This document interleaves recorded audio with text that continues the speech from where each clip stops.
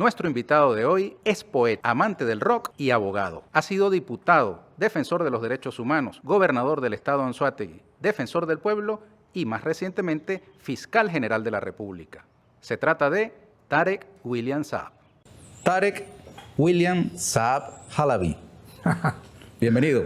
Muchas gracias, Ernesto, por la oportunidad. ¿Lo pronuncié bien? Lo pronunciaste bien, primera vez que nombran los dos apellidos. Mis padres son del Líbano. Del Líbano. Tus padres son del Líbano, sí, pero naciste papá, en el Tigre. Sí, yo nací en el Tigre, estaba en Anzoátegui. Hace 58 años. Exactamente, recientemente cumplí años, el 10 de septiembre. Tarek, me perdona la confianza, ¿no? Claro, hermano. Muchos años.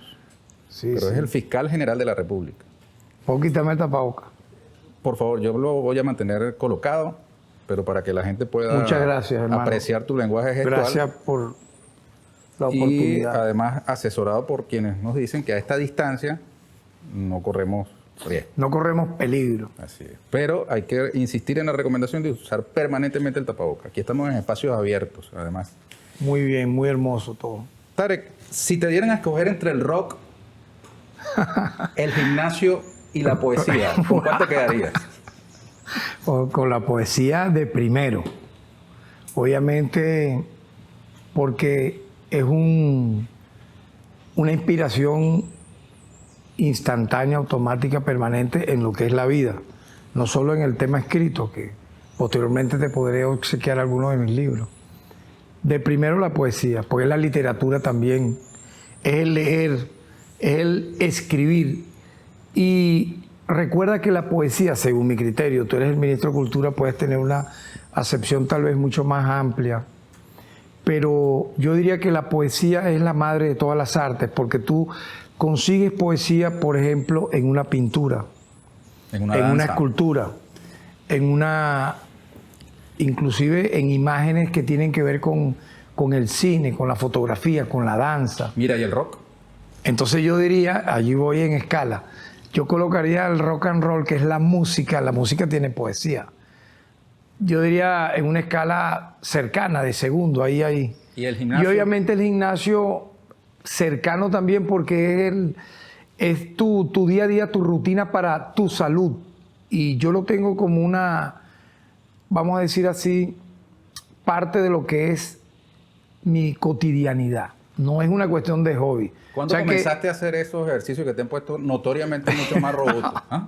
Si supieras que desde adolescente yo comencé a hacerlo, pero fragmentariamente, incluso, Ernesto, yo entre los años 80 y, ya te digo, 85 al año 90, yo practiqué en la Trinidad, que era el epicentro del karate japonés en Caracas. Yo practiqué esos años y llegué a ser cinturón verde.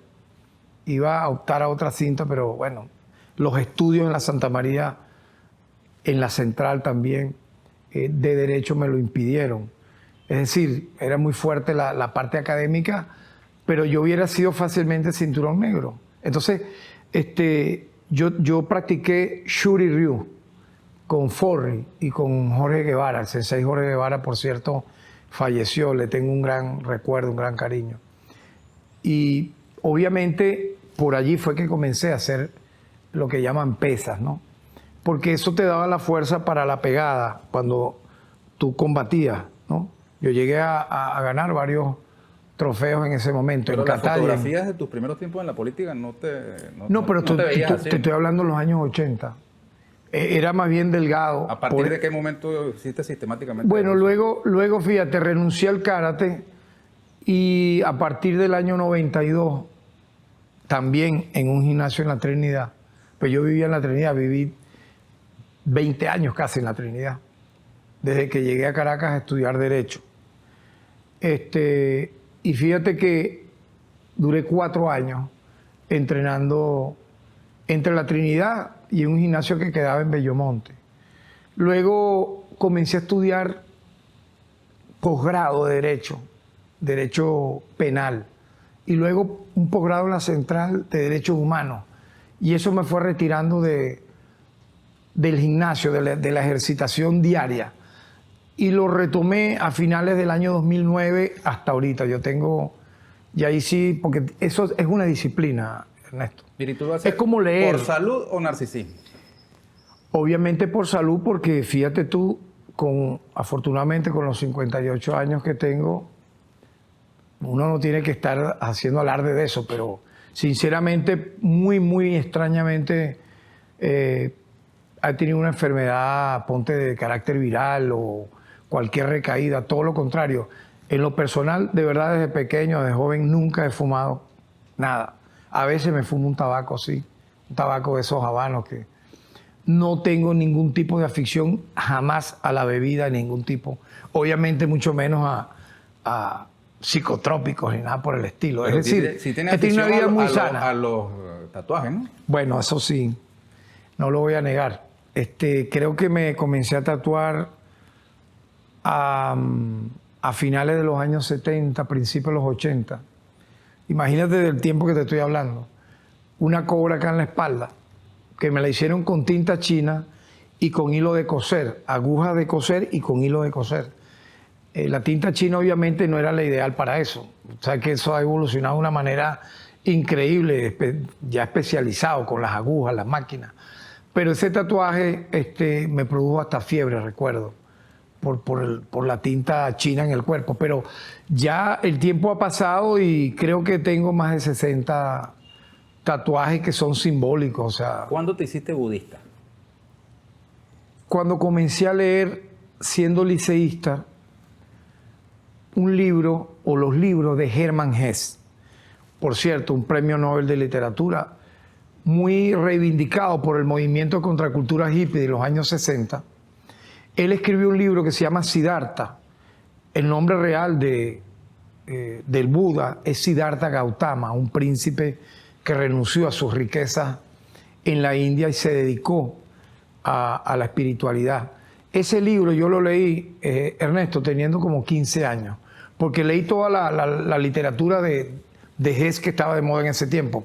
El lobo estepario, Demian, Narciso y Golmundo, Bajo las ruedas. Y Siddhartha es una biografía novelada muy, muy hermosa que Hesse escribe sobre él. Luego leí el Tao Te Ching de Lao Tse y por ahí obviamente ingresé a ese tipo de misticismo, pero sin el dogma, obviamente, de estar en un templo, sino yo lo asumo como una cuestión existencial, ¿sabes? Por ejemplo, la compasión, todo lo que te dice el noble sendero óctuple, que para mí es primigenio de los 10 mandamientos. Recordemos que el Buda existió centurias antes de Cristo, centurias antes de Cristo. O sea, no te voy a decir que fue el primer profeta. Pudiéramos hablar de Hermes, pudiéramos hablar de otros, pero dentro de los grandes profetas de la humanidad, primero fue Buda en nacimiento y en desarrollo de su profecía, luego fue Cristo, luego fue Mahoma. Por lo tanto, esa literatura me fue llenando, el conocer también algunos templos cuando me tocó viajar fuera de Venezuela, conocer gente muy cercana. Luego la literatura de personas vinculadas al budismo de la Beat Generation, por ejemplo, Gary Snyder, el propio Hinsberg en su momento, Jack Kerouac. Yo leí un libro, yo iba mucho a una librería que se llama Cuaymare, que quedaba en las torres del Centro Simón Bolívar. Y ahí, ocasionalmente, estando en Caracas, leí Los vagabundos del Dharma, de Jack Kerouac. Entonces, yo diría que mi conexión allí fue primero por la literatura y luego por la filosofía. Yo te concluyo, yo lo asumo como una filosofía de vida y no como un dogma así que... Tarek, una de las innovaciones con tu llegada al Ministerio Público fue la creación de una fiscalía especial con competencia en fauna doméstica y silvestre. Y hemos visto muy frecuentemente que se producen incluso detenciones de personas que maltratan animales y tal. ¿Será que habrá que esperar que Juan Guaidó le pegue a un perro para que la fiscalía termine de solicitar su privación de libertad? Claro, eso fue una metáfora que salió en Twitter luego de una muy importantísima ofensiva que la merece el pueblo de Venezuela en contra de quienes no solo vamos a hablarlo en términos coloquiales. Maltratan o matan a un animal. Fíjate lo que hemos descubierto. Muchos de esos psicópatas hemos descubierto que también han maltratado y torturado niños menores de edad. Y yo soy de esa idea.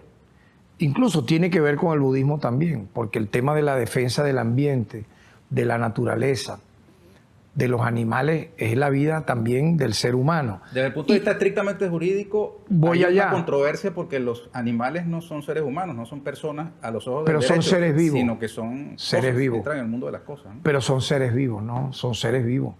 Yo estoy de acuerdo contigo en lo personal, pero son seres vivos. El derecho comparte con que, digamos, por ejemplo, matar a un pollo para comérselo. No, es que no estamos hablando de eso. Es un delito, ¿no? Estamos hablando de, ¿no?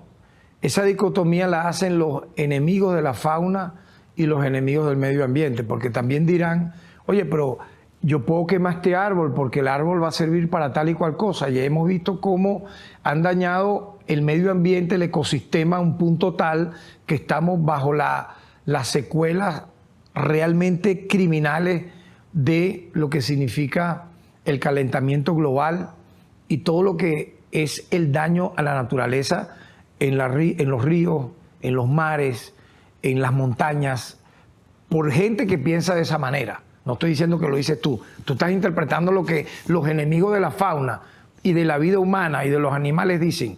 Un animal al final es un ser vivo. Y más cuando, fíjate tú, las últimas tramas que hemos visto nosotros. Desmantelamos en Lara, hace apenas unos días, Ernesto, una red de 6 personas, donde habían entre ellas 2 mujeres, que mataban animales, grababan el crimen de cómo mataban al animal.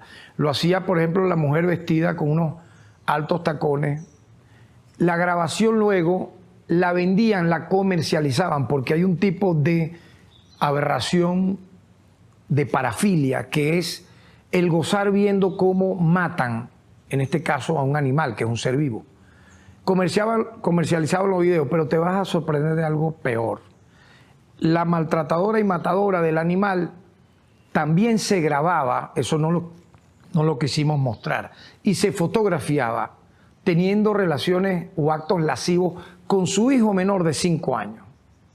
Salvo ese aspecto, ¿cuál es la diferencia? Disculpa. Se repite mucho esa acción. Salvo ese aspecto sexual, pervertido. ¿Cuál es la diferencia con los toros coleados o con la corrida de toros? Pero allá voy, fíjate, pero es que... No hay goce también es que esa escala que te estoy mencionando, la hemos visto repetida en varios lugares en donde personas que aparecen, mira lo grave de esto, que aparecen matando, maltratando animales para su gozo, publicándolo en las redes, tienen un antecedente de maltratar menores de edad o de haber cometido intentos de femicidio, porque eso no es normal. O sea, por ejemplo, hay tipos que por venganza, un vecino tiene una mascota, lo envenenan, lo matan por placer y luego le entregan, ponte tú, decapitada la cabeza o algún miembro a ese vecino. ¿De qué estamos hablando? Filmado y multiplicado, inclusive en términos que antes, y ese es el precedente que ha hecho el Ministerio Público, ni siquiera eso se tocaba, porque tampoco se tocaba el delito, por ejemplo, de combatir las violaciones a derechos humanos. Yo lo he dicho, ni el narcotráfico, ni cualquier otro tipo de delito, fíjate, grave, y te culmino rápido. Si tú no atacas las faltas y los delitos menores, o los llamados delitos menos graves, créeme que habrá impunidad con los delitos graves. Por lo tanto, yo creo que hemos sido amplios.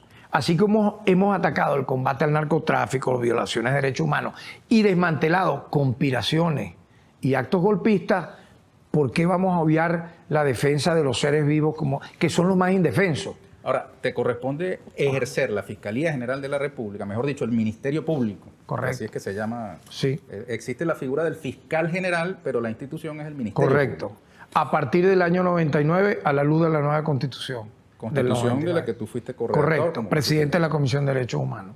Ahora, te corresponde ejercer esa responsabilidad, nada más y nada menos. Claro, porque... En el centro de una polémica mundial, justamente en materia de derechos humanos. tú que desde muy chamo te inclinaste por la defensa de los derechos humanos. Correcto. Ahora te corresponde dar la cara Claro. frente al mundo como responsable del cumplimiento de la Constitución, de ese capítulo de derechos humanos.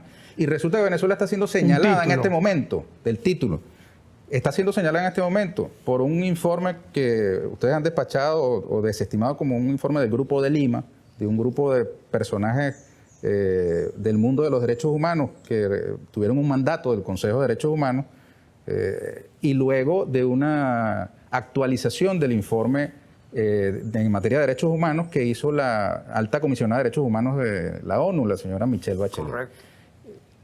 En este momento, Venezuela no está siendo señalada por maltrato no animal, sino por graves violaciones a los derechos humanos.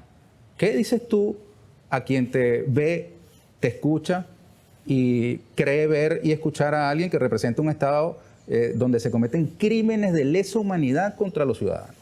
Claro. Cuando se habla de crímenes de lesa humanidad tan olímpica y deportivamente, yo creo que hay una ignorancia supina de quienes hablan sobre eso. Ignorancia supina porque ellos pueden leer, ellos pueden estudiar, ellos pueden y tienen las posibilidades. Porque el ignorante que no tiene los medios, uno pudiera entenderlo, pero cuando un ignorante supino es aquel que pudiendo leer, pudiendo estudiar, pudiendo acceder a información, transmite torpeza, mentiras, medias verdades y mitomanías compulsivas de manera crónica. Entonces, cuando se dice el Estado venezolano comete crímenes de lesa humanidad, ignoran el concepto de crímenes de lesa humanidad. Para que haya crimen de lesa humanidad debe haber, lamentablemente, los países que lo han cometido, estados terroristas, ¿no? Por ejemplo, como en Colombia. Colombia ha exterminado. Tiene que haber una política de exterminio de un grupo político, social, etcétera, una etnia. Colombia lo ha hecho con la disidencia al Estado oligárquico, neoliberal, que practica el terrorismo de Estado, que prácticamente la ha aniquilado y exterminado. Desde la época, todo arrancó en la época de Gaitán, con la muerte de Gaitán, pero recrudeció cuando viene la lucha de contrainsurgencia. ¿Por qué? Porque no ha cesado el crimen sistemático en contra de todo aquel que pueda ser un activista no solo de izquierda, sino un activista social. Ahí hay una política de exterminio que se ha llevado de por medio, aparte de Gaitán, que iba a ser presidente de la República en los años 40, se llevó a Luis Carlos Galán. Luis Carlos Galán iba a ganar la presidencia de la República de Colombia en los años 90. Luego se llevó a Jaime Pardo, luego se llevó a Pizarro, candidatos a la presidencia con opción de ganar. Y casi que mataron a Gustavo Petro en las recientes elecciones, donde está cantado que le quitaron esa victoria a Gustavo Petro. Allí sí yo pudiera hablar de crímenes de lesa humanidad. Por ejemplo, Hitler cometió crímenes de lesa humanidad. ¿Por qué? Porque atentó en contra, en este caso, de una, vamos a decir así, congregación religiosa, en este caso los judíos. Y allí él practicó un crimen de lesa humanidad. Yo diría que el Estado de Israel luego, fíjate tú, lamentablemente, en venganza por lo que le pudo haber hecho Hitler a los judíos, ha cometido crímenes de lesa humanidad contra los palestinos, contra el pueblo palestino, porque ha sido una matanza sistemática, permanente, sin cuartel, durante décadas. Entonces, en el caso venezolano, dime tú, ¿dónde se puede dar ese presupuesto? Ese supuesto no lo hay. Ha habido violaciones a derechos humanos, lamentablemente, que no fueron judicializadas en la gestión pasada que me antecedió, que yo se lo comentaba en una locución de entrega del informe al jefe de Estado, Nicolás Maduro. Yo le decía, mire, es que no fueron los 10 años que tuvo esa señora innombrable en mala hora como fiscal general. Es que hay que agregarle en la gestión anterior a la de ella el mando que tuvo como directora de actuación procesal, directora del despacho, etcétera, que prácticamente yo diría son 15 años donde implosionó el Ministerio Público. En esa época, Ernesto, tú revisas en los archivos, ahí se abrieron MP, aperturas de investigación por una violación a derechos humanos, pero ¿dónde están las imputaciones, acusaciones, la llegada, digamos, de la fase de juicio y luego la condena definitivamente firme contra esos violadores a derechos humanos? Prácticamente una nulidad. Entonces yo digo, bueno, aquí hubo una inacción de esa gestión en contra de violadores a derechos humanos, para no hablarte, escúchame, de Serparca, de Mantellini, de José Ramón Medina, del propio Escobar Salón, que dicen no, que Escobar Salón fue el que le hizo el juicio a Pérez. Pero ¿y qué hizo Escobar Salón con los criminales, los masacradores del Caracazo? Nosotros trabajamos ese caso, Ernesto. Tú emitiste junto con el canciller un informe llamado La Verdad de Venezuela contra la infamia, ¿no? Correcto. Y la infamia es el informe que ustedes denominan el informe del Grupo de Lima, que es para explicarte de los expertos. Brevemente, es una comisión ad hoc que creó el Consejo de Derechos Humanos paralela a la Alta Comisionada de Derechos Humanos de Naciones Unidas, que es la oficina que atiende el tema. Son 3 personas. Eso hay que aclararlo. Donde solamente contrataron a 3 expertos. Un inglés, un chileno y otro ahí. Esa fue la comisión que generó ese documento. Un documento donde... Una señora de Portugal. La correcto. tercera. Que fue la que dio vamos a decir, en una rueda de prensa asumió la vocería de la comisión. Pero yo quiero destacarte algo. Esa comisión no es una comisión que puede sustituir a la Alta Comisionada de Derechos Humanos de Naciones Unidas, a la oficina. Tampoco puede sustituir al Consejo de Derechos Humanos. Entonces, pero hay algo mucho más delicado. Al Ministerio Público nunca emitió una comunicación formal dicha oficina o dicha comisión ad hoc para preguntar sobre los casos. ¿Qué hicieron ellos? En un 80% tomaron fuentes de las redes sociales. Dime tú qué pudiéramos nosotros pensar. Perdón, Tarek, ellos alegan haber enviado numerosas comunicaciones al Estado venezolano planteándole la necesidad de contrastar el informe. No, ellos solicitaron a través de unas comunicaciones visitar el país. El Estado venezolano respondió que ya había una resolución aprobada por el Consejo de Derechos Humanos que le dio la cualidad a la Alta Comisionada de Derechos Humanos de Naciones Unidas para en el terreno investigar los casos de violaciones de derechos humanos en Venezuela. Y esa oficina existe y trabaja en Venezuela. Ya tiene 1 año, se le renovó nuevamente su acción por 1 año más y ha venido visitando cuerpos policiales, la frontera. Trabaja de manera directa con los órganos del sistema de justicia. Se entrevista permanentemente con el Ministerio Público, con la Defensoría del Pueblo, con los órganos de justicia del Estado venezolano. Solicita informes, se le entrega.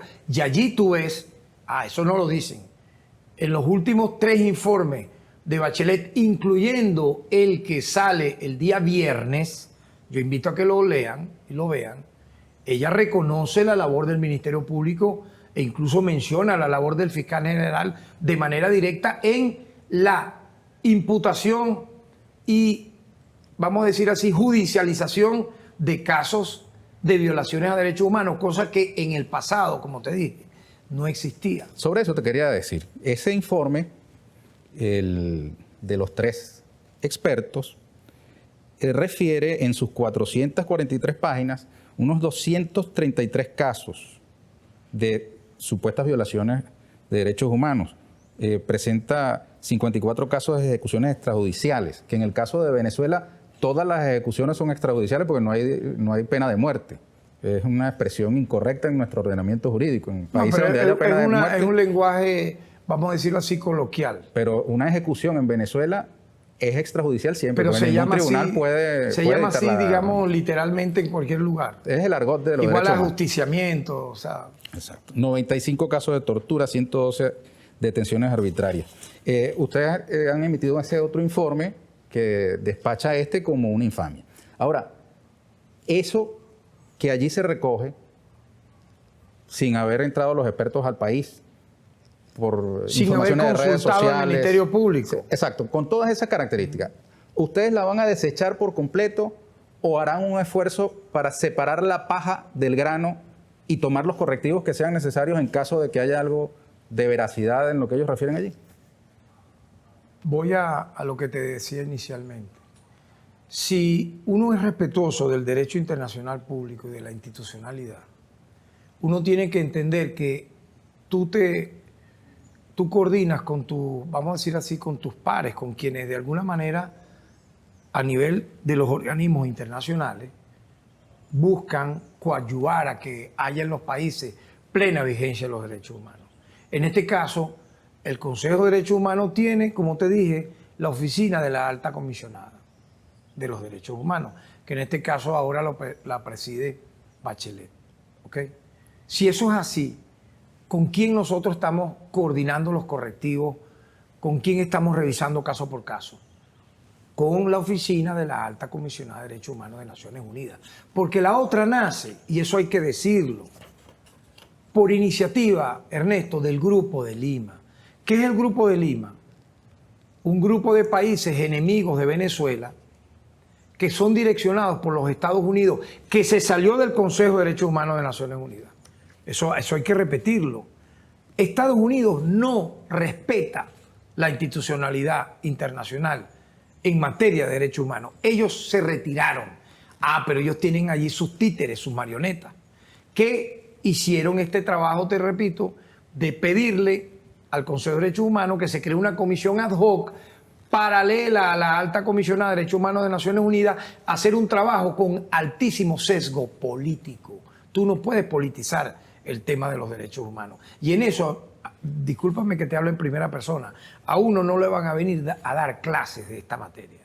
Porque yo ingresé a un comité de defensa de derechos humanos, así se llamaba, Comité de Defensa de Derechos Humanos, exactamente en el año de 1977. Tenía yo 15 años de edad. Y tú me dirás, ¿cómo puede ser eso? Bueno, fácilmente, porque yo era militante del PRB Ruptura. Entonces tú tenías opciones de lucha social. Tú podías entrar en un frente cultural, en un frente estudiantil, en los comités de defensa de derechos humanos. ¿Para qué? Para abogar por los que estando prisioneros, los que eran víctimas de la represión. Imagínate en qué condiciones, Ernesto. No como a estos expertos que le pagaron $5 millones en un contrato para solamente copiar y pegar cosas que estaban en internet. Eso es muy sabroso. No, era arriesgar la vida, literalmente. Arriesgar la vida como activista de derechos humanos en los años 70, 80 y 90 en un país como Venezuela que practicó el terrorismo de Estado. No olvidemos nunca eso. No solo las masacres de Yumare, Cantaura, El Amparo, las famosas, el Caracazo. No. Es que aquí mataban a cualquier persona. Incluso te voy a hablar de un caso muy reciente en la memoria de los jóvenes, en los años 70, 1976. Enrique Rodríguez en Puerto La Cruz, escribiendo una consigna con un spray sobre el gobierno de Carlos Andrés Pérez. La policía del Estado le metió 3 tiros y lo mató. Nosotros reivindicamos su nombre con un comedor popular, le pusimos el nombre de Enrique Rodríguez. Pero era cotidiano matar estudiantes en manifestaciones públicas, porque no es que eran escopetas con perdigones, que a próximo contacto yo estoy en contra que se usen, totalmente. Ojo, no, eran fusiles. Salían nosotros en la ULA fuimos muchas veces repelidos con disparos de fusiles. En el Tigre, siendo yo presidente del Centro Estudiante del Liceo Briceño Méndez, íbamos, ponte tú, a una toma pacífica del Consejo Municipal. ¿Quién nos recibía a plomo limpio? La Guardia Nacional. Entonces, muerte de estudiantes, de disidentes de izquierda, masacres horribles, parecidas a la que hace ahorita Colombia, muerte de obreros, de cualquiera que pudiera tener una opción diferente.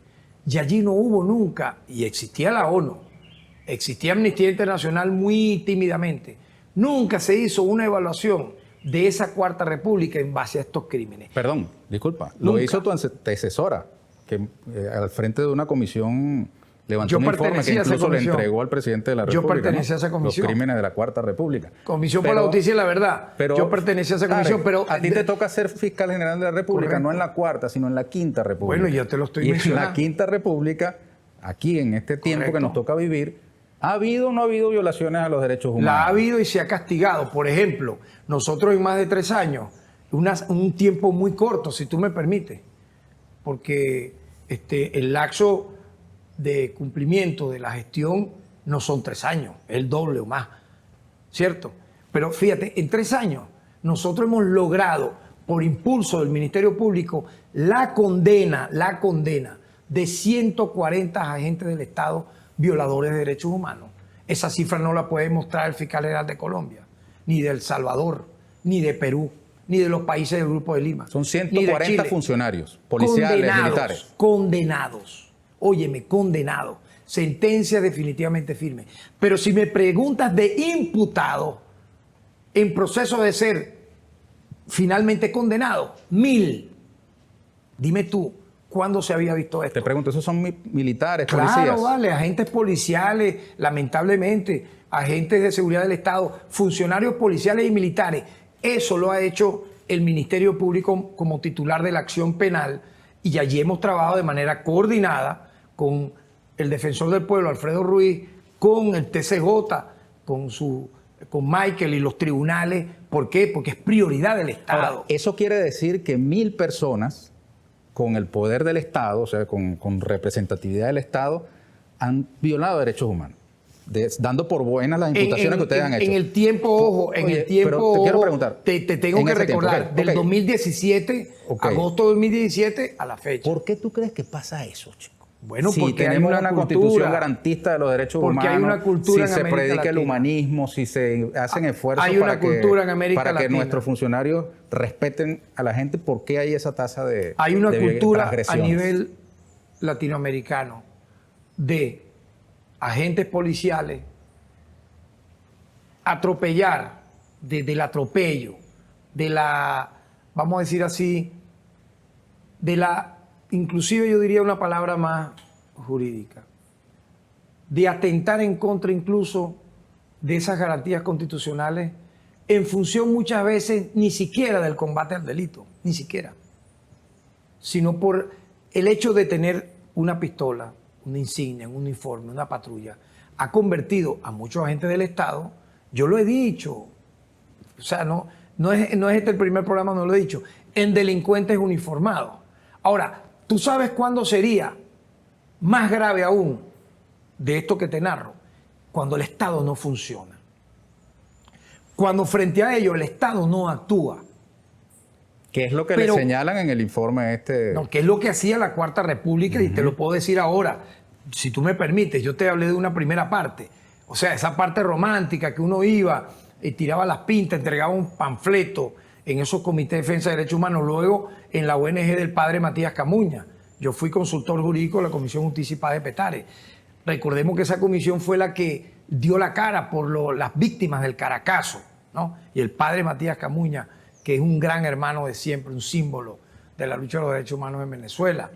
Entonces, y luego, cuando nos tocó fundar la oficina de Derechos Humanos del Consejo Municipal de Caracas, a finales en el año 93-94, era Aristóbulo alcalde de Caracas, pero eso fue un mandato del Consejo Municipal. Me tocó dirigir esa oficina. Pregúntame cómo era. Mira, uno iba, entregaba documentos ya como abogado a los fiscales, a los tribunales, recursos de amparo por personas secuestradas durante meses. Incluso escritos donde denunciábamos torturadores, asesinos. ¿Tú sabes lo que hacían con esos escritos? Los tiraban a un pote de basura. Nunca hubo una acción, y te pudiera decir que eso pasó con otras ONG también. O sea, ¿cuánto de eso sigue pasando hoy, Tarek? Bueno, yo siento que ha habido un cambio notable, importante, a partir de esa Constitución del año 99, que como te decía, el título 3 recoge no solo un capítulo de los derechos civiles, no, recoge los derechos civiles, políticos, económicos, sociales, culturales, ambientales e indígenas. 6 capítulos, pero voy más allá. Le da un principio de progresividad al tema de los derechos humanos ya en la propia Constitución, donde cualquier derecho humano que surja, y entre ellos, por cierto, está el derecho al medio ambiente. Tú me hablaste de eso al principio, te lo agradezco, porque me da la oportunidad de decir, el derecho a la defensa de la fauna, el medio ambiente y por ende a los animales está vinculado al tema de los derechos humanos y está en un capítulo que es el derecho humano al ambiente. Entonces eso está allí. ¿Qué tuvo que hacer el constituyente? Meter en el prólogo, en el preámbulo y en las disposiciones finales una transversalización completa de principio a fin de la preeminencia de los derechos humanos. Y ahí tenemos que agradecer al presidente Hugo Chávez su total entrega a la defensa de esa Constitución y de todo y de ese título y la continuidad que le ha dado el presidente Nicolás Maduro, porque yo tengo que decirte aquí la verdad, muchos de estos casos dramáticos que han ocurrido, yo he puesto al tanto al ciudadano jefe de Estado de ellos y su actitud ha sido caiga quien caiga, sea un comisario, sea un funcionario, sea un oficial, y te puedo dar cifras incluso sumamente contundentes. Por ejemplo, la masacre de Barlovento fue muy lamentable.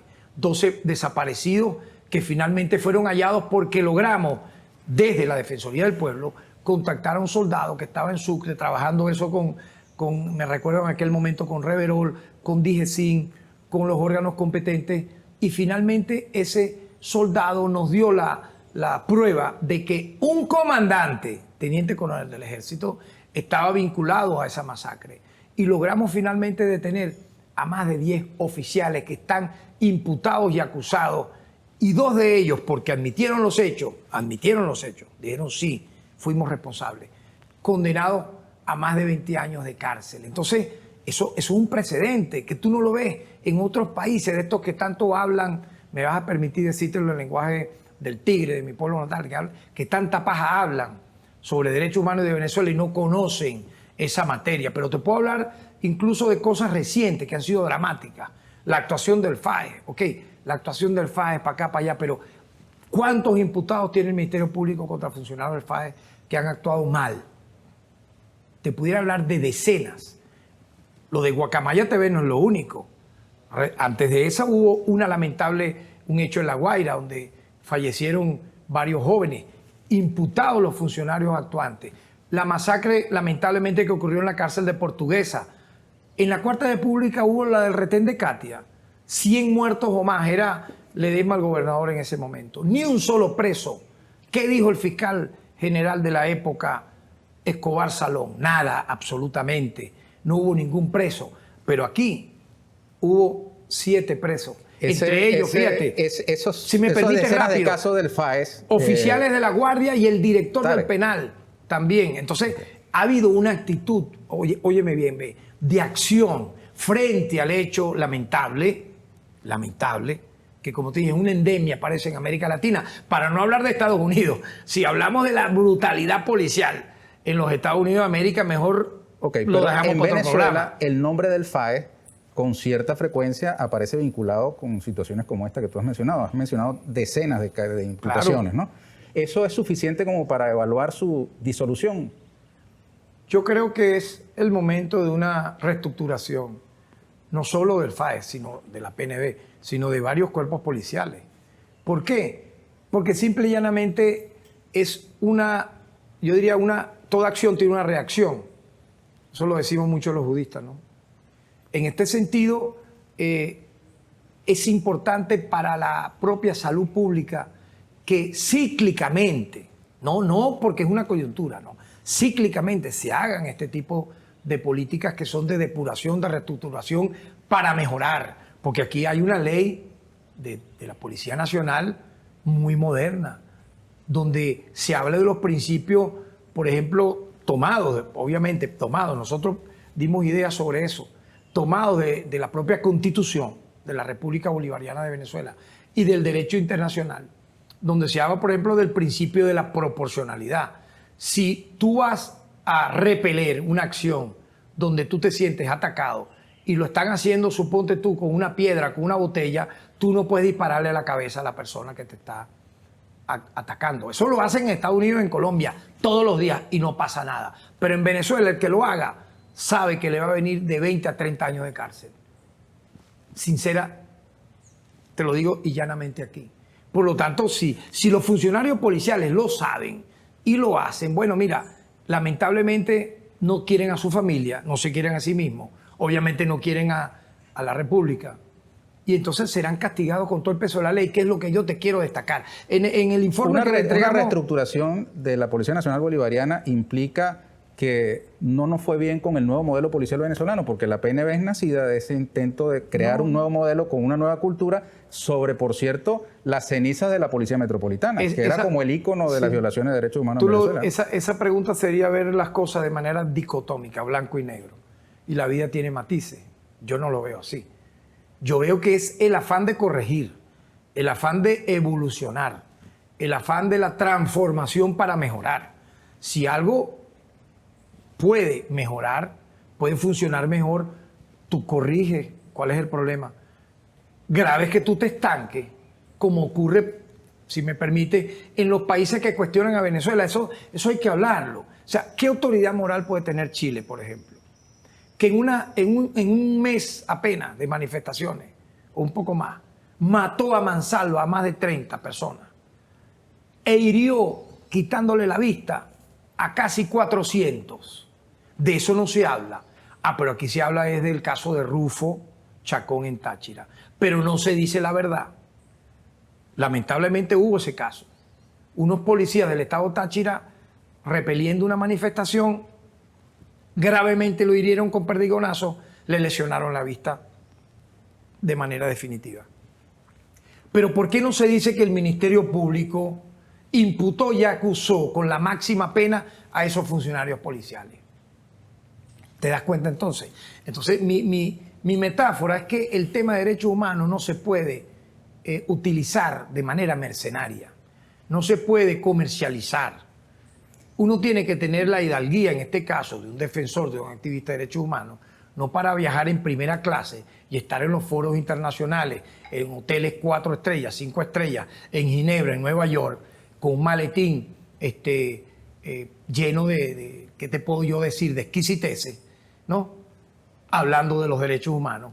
Porque de eso sí pudiéramos nosotros, como te dije, darte un largo testimonio. Pero no queda largo tiempo, sino 10 minutos, Tarek. Así que te voy a pedir muy bien. Respuestas muy breves. Gracias. El presidente Nicolás Maduro anunció su disposición a profundizar sus relaciones con la alta comisionada Michelle Bachelet de Derechos Humanos. Incluso planteó realizar una videoconferencia atendiendo la recomendación del secretario general de Naciones Unidas.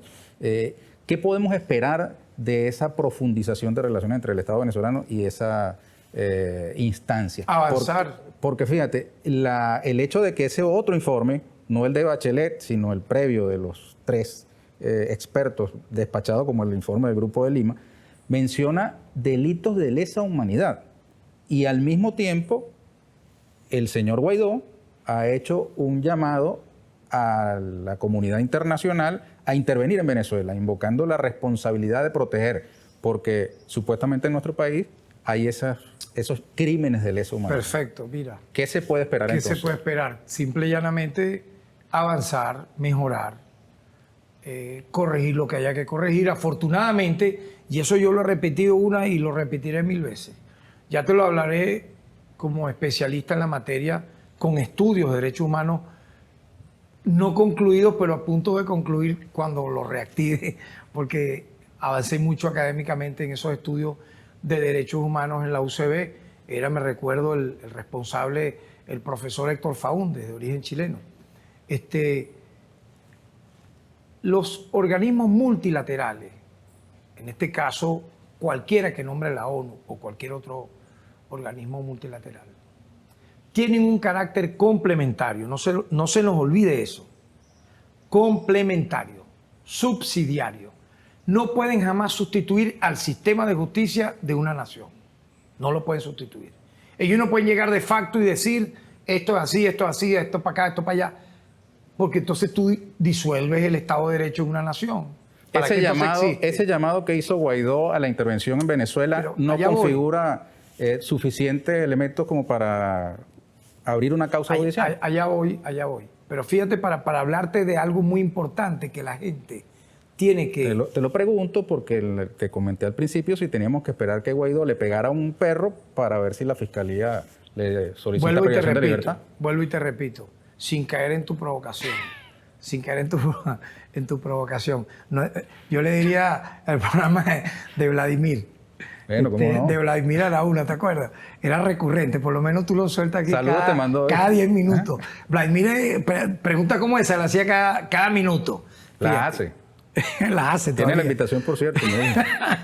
Entonces, fíjate, ve, para darte la idea de lo que significa, porque tenemos que ser también técnicos. Si no somos técnicos, si no aplicamos la jurisprudencia, si no somos estudiosos del derecho, ¿cómo podemos defender los derechos humanos de una nación? Un organismo multilateral que tenga una oficina como la de Bachelet o una comisión ad hoc que se crea, así sea pagada y financiada y solicitada por el Grupo de Lima, porque fue así que nació esa comisión ad hoc, no tiene un carácter finalmente de sustituir al Ministerio Público, a los tribunales de justicia, etc. ¿Cuándo eso sí ocurriría? Imagínate tú. Cuando estaríamos hablando, por ejemplo, de Colombia, que es un Estado fallido. En Colombia hay un Estado fallido donde no funcionan las instituciones del Estado. Eso está comprobado. El presidente Maduro dice que está esperando que la fiscalía le ordene para ponerle los ganchos a Guaidó.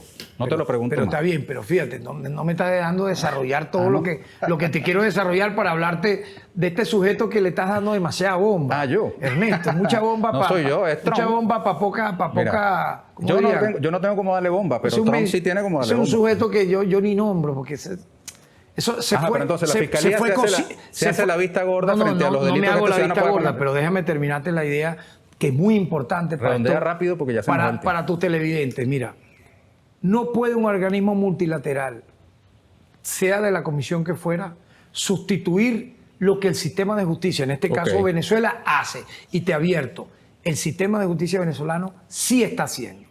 Como estamos haciendo, no hay allí una deuda, no la hay. Ahora, si aquí hubiese impunidad absoluta, ponte, ocurre la violación de derechos humanos, nadie investiga, no se imputa, no se acusa, no hay condena. Muy bien, pero es que da la casualidad que casi todos los casos que mencionan en ese informe tienen presos. Ya hay personas presas.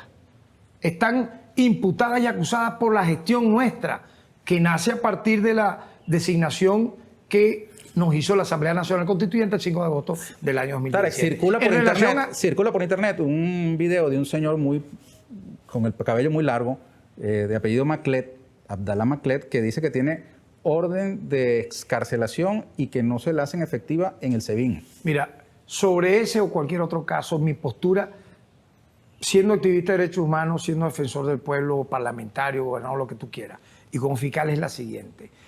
Todo ciudadano que tenga una boleta de excarcelación tiene que ser liberado. O sea, ahí no tenemos que estar debatiendo. Ajá, y cuando eso aparece en las redes, liberado. ¿qué hace el Ministerio Público? Bueno, que es garante de la Constitución. El Ministerio Público, no solo en ese caso de ese señor, en cualquier otro, ha tramitado lo conducente y se han logrado las libertades. Se han logrado las libertades. Ahora bien, tú me mencionaste a este sujeto innombrable. Mira, nosotros hemos logrado desmantelarle a este sujeto su organización criminal. No me has preguntado, por cierto, nada de los mercenarios. La lucha que el Ministerio Público ha hecho para mantener la paz de este país. Por ejemplo, imputando, acusando y ya condenando, porque ya hay varios que admitieron los hechos en un número de 17 del ataque mercenario que realizaron en la mal llamada Operación Gedeón en mayo. O sea, no me has preguntado, pero tengo que decírtelo. Eso es una lucha. Hay varios casos aquí que quisiera poder preguntarte, por eso te estaba presionando. Bueno, pero para preservar la paz del país, eso lo hemos logrado. La detención de un espía vinculado a la CIA de origen estadounidense con 4 venezolanos apátridas que iban a sabotear la industria petrolera, las centrales termoeléctricas. Y no solamente eso, los detenidos que están por el intento de magnicidio de agosto del año 2018. Son imputables a la acción del Ministerio Público y al sistema de justicia. Los detenidos que están por el golpe de Estado del 30 de abril, algunos lo llaman el golpe de Estado camburero, pero yo le agrego, aparte de los cambures, habían ametralladoras. Ahí estaban los capitanes Sequea y Pimienta, que luego aparecen en la acción criminal de la Operación Gedeón. Estaba Guaidó, por cierto. Creo que lo vieron. Pero fíjate el detalle de lo que te estoy narrando. Nosotros hemos logrado desmantelar esa organización criminal, paso a paso, poco a poco, pulso a pulso. Y yo soy de la idea, y te lo digo ya no cayendo en la cuestión del infantilismo reactivo del militante de la extrema izquierda, que yo lo fui en la época del PRD de ruptura, pero siempre mantuve el tema de la racionalidad, del intelecto.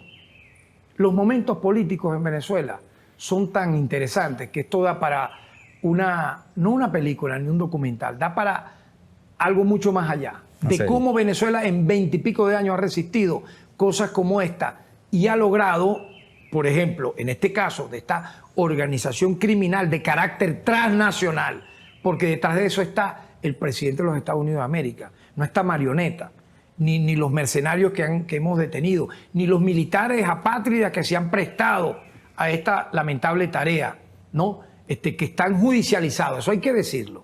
Entonces, yo creo en los momentos políticos. Venezuela va a vivir un momento estelar en diciembre de este año 2020, como ocurrió cuando se planteó hace un poco más de 3 años el tema de la elección de la Asamblea Nacional Constituyente. Son momentos, hitos en la historia para la paz de este país. Se va a renovar un poder público nacional, el poder legislativo.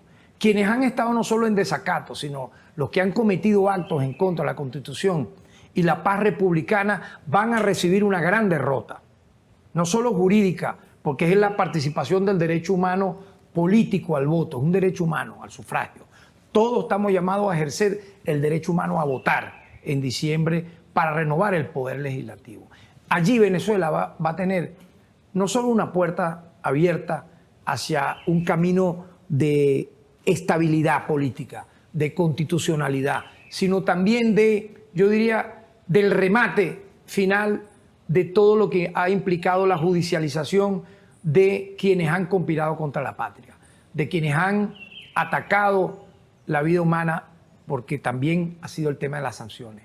Si hablan de violaciones a derechos humanos, bueno, mira, Bachelet no ha tenido, no ha podido obviar el tema de que las sanciones, las medidas coercitivas son violatorias a los derechos humanos. Entonces, quienes están aspirando, digamos, que se haga justicia con estos casos que se han mencionado, el golpe del 23 de febrero, el del 30 de abril, la autoproclamación de Guaidó, deben esperar a diciembre. No, eso lo estás diciendo tú. Estoy preguntando, es una interpretación. Lo estás diciendo tú. Tú sabes que yo tengo una característica, a pesar de que tú mencionabas, bueno, que rockero, que si hippie, que los tatuajes, que si poeta. Por cierto, te tengo que regalar estos libros, ¿no? Si me permites, antes que termine el programa. Este libro nace de una visita a Pakistán en el año 2006. Gracias. Invitado por Fidel Castro, mi gran hermano. Memorias de Ghulam Rubani. Igualmente Los niños del infortunio, nace de esa visita. Y esta es una antología para mí muy completa de mi poesía que cubre de 1984 al 2007 en un paisaje boreal publicado por la Universidad de Carabobo, Valencia. También tengo un blog literario, si me permite la propaganda, tarekwilliamsapp.com.be, porque en internet pueden conseguirlo. Lo que te quería comentar es que... Pero te regalo, creo que aquí le nació. Muy bien, muchas gracias. Lo que te quería comentar, que a pesar de que una gente pudiera pensar, no, que Tarek William es un poeta o que es un hippie, que está tatuado, no, la gente sabe de mi seriedad, de mi solemnidad en cada oportunidad que la patria me da una responsabilidad y la hemos asumido incluso a riesgo de nuestras vidas, no por lo del golpe del 11 de abril, que nos sacaron, ahí sí no hubo derechos humanos, ni a favor del mío, ni del presidente, ni de los que murieron. ¿Y qué te quería decir con esto? Esa seriedad me ha llevado a nunca anunciar, Ernesto, nunca anunciar un hecho antes que ocurra. Usted ve cuando nos ha tocado las comparecencias en los medios de comunicación semanalmente, porque es parte de lo que es el derecho humano a la información. Comunicar el derecho a la justicia, lo que se hace. Tú ves que cuando lo hacemos, Ernesto, es porque ya la persona está detenida, porque la persona está aprehendida.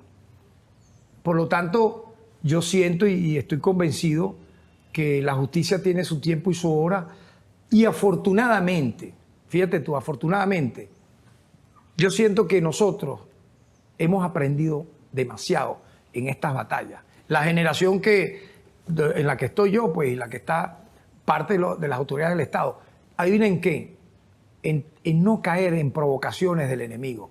¿Tú sabes qué desearía de facto el imperio de los Estados Unidos de América? Cometer no el error de este sujeto innombrable, no. Eso ya se diluyó.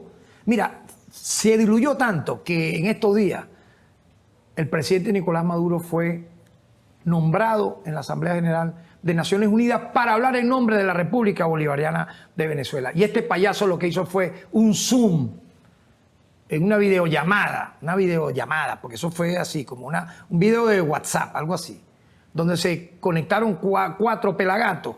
Y el propio Diego Arria, que es un acérrimo ultrarradical vocero del nazifascismo, le dijo: mira, no seas mentiroso, marioneta, no seas mentiroso, que tú no le hablaste a la ONU, tú hiciste fue una videollamada. O sea, imagínate tú.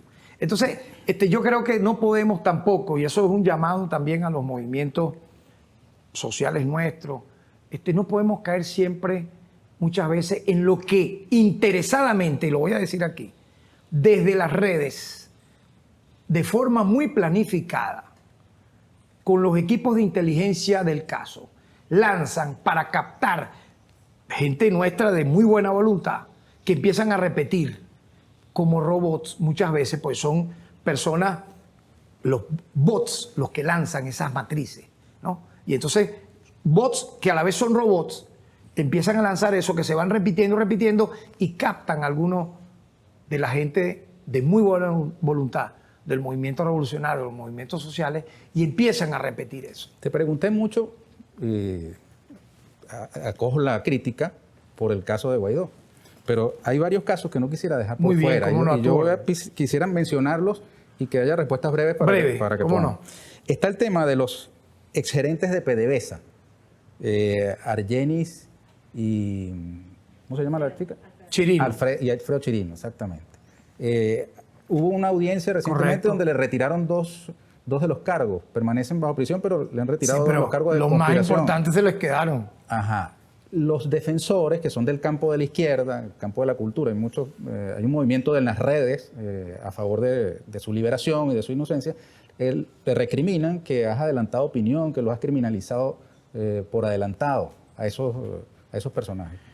Mira, como te dije, no polemizo, muchas veces te diría que ni siquiera polemizo con el enemigo cruel que está enfrente, porque es lo que busca. Provocarte, llevarte un terreno. Los budistas decimos: nunca discutas, y esto lo digo a nivel general, nunca discutes o polemices o debatas con quien nunca por ninguna razón va a creer en lo que dice, porque caerás en su terreno y ahí él es más peligroso.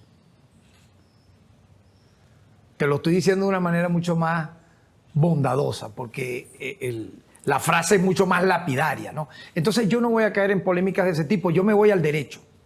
Hay 14 experticias de carácter informático ineludibles que señalan que efectivamente en las computadoras de ambos había información que no deberían haberla tenido allí, y que hay algo mucho más delicado.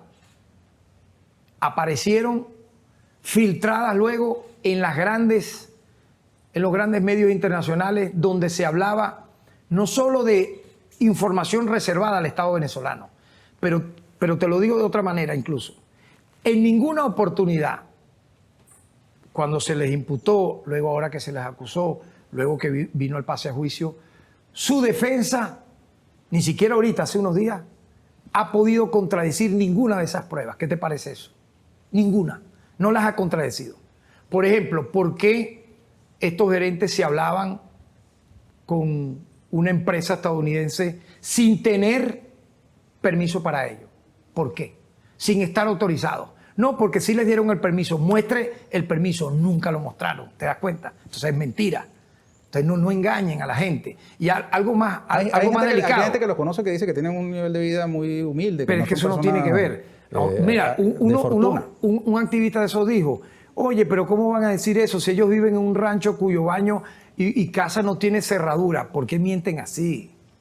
Viven en un edificio de clase media llamado El Pórtico, no voy a decir la urbanización, pero ¿por qué mienten de esa manera? viví en un rancho donde las habitaciones no tienen ni cerradura. No es así. Lo importante que te quiero reseñar es que la defensa no ha podido rebatir las 14 experticias que presentó el Ministerio Público en un lamentable caso. Ahora, ese no es... Para mí lo importante es que demuestren lo contrario. Si fuese, vamos a decir así, en contrario a lo que ha dicho el Ministerio Público, ¿por qué el tribunal acogió prácticamente lo que dijo el Ministerio Público? Desechó el tema del terrorismo porque nosotros vinculábamos que esa información que estaba allí era tan grave cuando se filtró, que en la ley del terrorismo aparece que cuando ocurre algo como eso atenta en contra de la paz de la nación. Ok, la retiraron, pero dejaron todo lo demás, completamente. Por lo tanto, yo diría que ahí se ha actuado a derecho, se ha escuchado a los familiares, se ha escuchado a los abogados, ellos han tenido la oportunidad de presentar en descargo su defensa, han podido rebatir las experticias que presentó el Ministerio Público y no lo han hecho. ¿Por qué no lo han hecho? Por algo será. Ok. Caso Albán, este personaje que estaba en el SEBIN detenido y terminó muerto, la versión oficial es que se lanzó para quitarse la vida desde un piso 11. Bueno, esa es lo que a nivel de las experticias se han recabado. Eso es lo que se tiene. Que se quitó la vida. Así como tú lo dices. Es lo que se tiene a nivel de las experticias. El caso del capitán Acosta Arévalo, supuestamente torturado y que falleció incluso en presencia de las autoridades judiciales. Sobre ese caso, en este momento hay una apelación. Hay una apelación. No quiero adelantar juicio de lo que puede ocurrir sobre ello. El caso de los policías metropolitanos del 11 de abril. Fíjate que han salido dos amnistías, la que dictó Chávez, la que dictó Maduro, y estos policías metropolitanos acusados, condenados por muertes del 11 de abril, permanecen detenidos pagando cárcel. ¿Qué quieres tú? ¿Que sean liberados? Los que mataron, lo que mataron a la gente el 11 de abril, ¿tú quieres que salgan libres? Quiero saber la opinión del fiscal general sobre ese tema. Pero te repregunto como ciudadano. Yo fui víctima de los hechos del 11 de abril, pero una víctima leve, gracias a Dios. El presidente Chávez pudo haber sido víctima de un magnicidio, como ocurrió con el caso del presidente Maduro en agosto. Ambos fueron magnicidios frustrados. Ahí mataron francotiradores y policías metropolitanos a más de 10 personas. ¿Quiere Ernesto Villegas que los que violen en términos de eso salgan en este momento? ¿Qué diría la nación? Yo te digo algo, si mañana pueden ser sujetos de una revisión que le pidan a la Comisión por la Justicia, la Verdad, la Paz y la Tranquilidad Pública, que me toca presidir, que evalúe ese caso, lo evaluaríamos. Pero yo te dejo la interrogante a Voz Populi, porque cuando se habla, no, que hay unos metropolitanos presos, pero ya va, ¿en qué contexto fueron presos y condenados?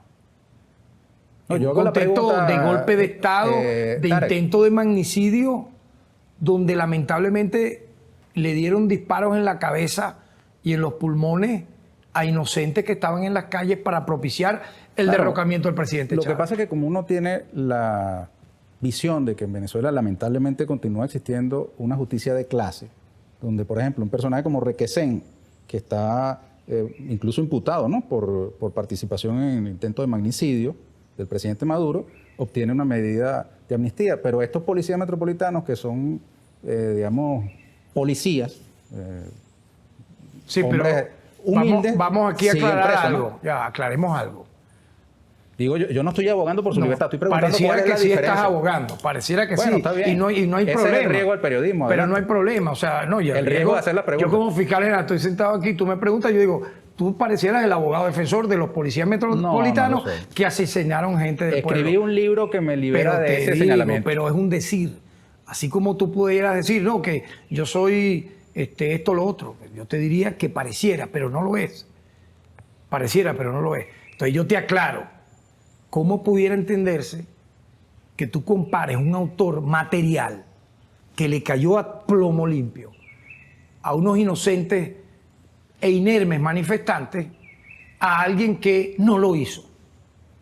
Claro, en el caso de Requesén, intelectual por ejemplo, menos responsable que en el el material. caso de Requesén, nadie ha dicho que él con una pistola mató a tal o cual persona. Participó en un hecho muy grave de carácter conspirativo.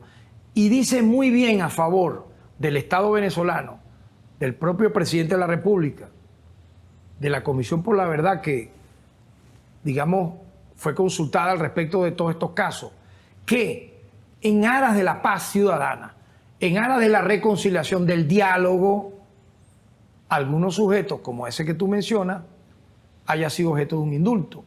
Pero recordemos algo, la propia Constitución de la República Bolivariana de Venezuela revela y dice que no puede darse ese tipo de precepto o de favor a personas que materialmente hayan violado derechos humanos. Y ahí entra en el caso de los policías metropolitanos. Pero yo te diría en descargo, ¿tú sabes cuántos empresarios corruptos petroleros, si estás hablando de clase, que tienen mansiones que ellos mismos dicen cuestan 15 millones de dólares, frente a su casa tienen un yate de 80 pies y un Falcon, están privados de libertad? Yo te diría que bajo nuestra gestión, con el apoyo del Estado venezolano, muchos presos por defalcadores de PDVSA. Por cierto, lamentablemente desde ese, porque es un municipio, un estado muy petrolero, oriundo del estado Anzoátegui. Los Urbanos Fermín, los Micales, y por ahí para ustedes contar la lista. Presos. ¿Por qué? Porque aquí, eso que tú dices que aquí es una justicia de clase, no. Pues si fuera así, ellos estuvieran libres. Y quien participó con ellos de la vagabundería, un exalcalde, Jonathan Marín, no estuviera judicializado con orden de aprehensión, con alerta roja de Interpol, y así para ustedes contar.